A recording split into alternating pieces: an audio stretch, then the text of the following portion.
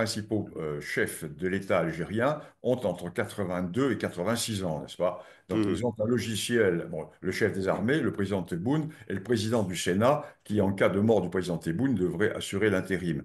Donc, des gens qui ont un logiciel qui date des années 50, dans un pays qui est très jeune, et il y a une coupure complète de ce système par rapport à la population algérienne. On l'a bien vu lors des élections présidentielles de l'année dernière, il y a eu à peu près 10% de votants. On peut Mhm. dire que, et encore, il y a des wilayas dans lesquels il y a peut-être eu 2 ou 3% de votants, ce qui fait qu'il y a une coupure totale entre la population algérienne et son régime. Le régime qui ne tient plus que par 2 points, la détestation de la France et du Maroc, et l'appui sur son dernier noyau, c'est-à-dire ceux qui sont ses affidés, ceux qui touchent la rente du système. Les pseudos pas évolué pour deux raisons. Vis-à-vis du Maroc, parce que l'Algérie s'est enferrée dans la question du Sahara occidental. On pourra en parler tout à l'heure du Sahara occidental. Et le système algérien s'est tellement engagé, a dépensé tellement d'argent et s'est tellement mouillé dans cette affaire du Sahara occidental qu'il ne peut plus reculer. Il est pris à la gorge. Ce fut quasiment une cause nationale, totalement délirante, mais une cause nationale. Et vis-à-vis de la France, eh bien, tout simplement parce que la haine nourrie par le système envers la France est totale. Et pour eux, la guerre d'Algérie n'est pas terminée. La France, en fait, ils nous demandent de demander pardon, un pardon qu'ils ne nous accorderont jamais. Ça, on le sait très bien. D'ailleurs, il n'y a pas de raison de demander pardon.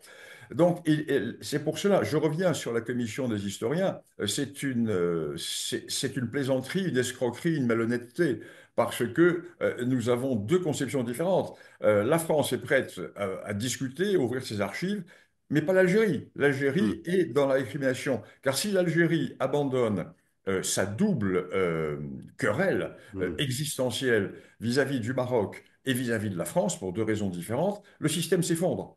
Car la seule raison de Mhm. survie de ce système, ce sont ces 2 points. Je ne pense pas que nous aurons un jour des relations aussi décomplexées qu'avec le Maroc.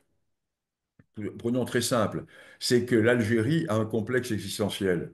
Comme l'Algérie n'a pas d'histoire en tant qu'État-nation, elle nourrit un complexe existentiel qui est du niveau quasiment psychanalytique. Mhm. Tandis qu'avec le Maroc, nous sommes en présence d'un vieil État qui est millénaire.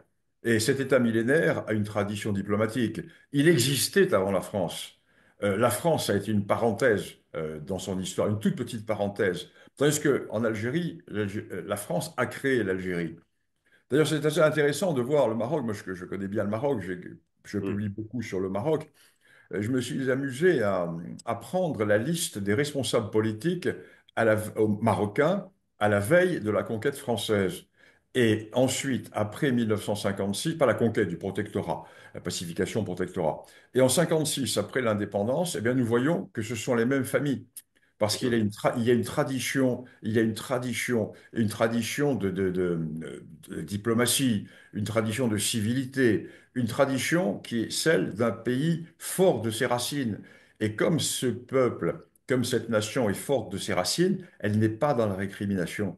Vous ne Mhm. voyez pas les Marocains parler de ce qui s'est passé pendant l'époque du protectorat, qui a été une époque bénéfique pour le Maroc. Lyautey est considéré au Maroc comme un grand personnage. Lyautey est considéré comme un grand Marocain.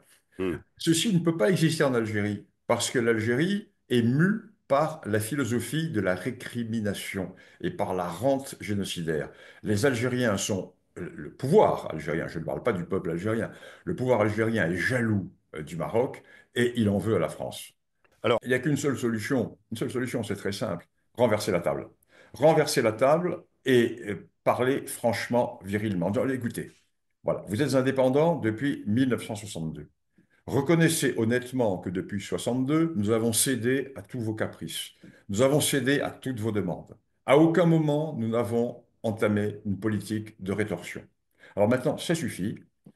La politique va changer. Alors il y a deux solutions. Soit nous rompons, et si nous rompons avec vous, cela ne nous coûtera rien, car l'Algérie ne compte pas pour l'économie française. Le gaz algérien ne compte pour rien. 8% de la consommation française. Le pétrole, 8%. On peut l'acheter ailleurs, moins cher, sans aucun problème et sans avoir de soucis avec votre classe politique.